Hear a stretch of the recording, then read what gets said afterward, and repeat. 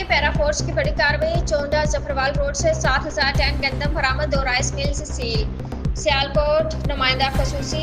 Sialkot para force ने जहरानंदोजी के खिलाफ अहम कार्रवाई करते हुए चोंडा जफरवाल रोड पर वाक़ राइस मिल्स पर छापा मारा। ये कार्रवाई वज़ीर आला पंजाब मरीम नवाज और डिप्टी कमिश्नर सियालकोट सबा सकरेली की खसूसी हिदायत पर अमल में लाएगी। इसकी क़यादत SDEO मोहम्मद अफजल सुखेरा ने की।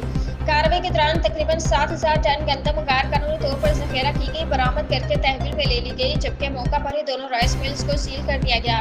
इंतजामिया के मुताबिक जिन राइस मिल्स को सील किया गया उनमें शामिल है Dogar rice mill Dogar Kotli Chonda Zafarwal road, Yusuf rice mill कोतवर्ड सिटी चोंडा जफरवाल रोड।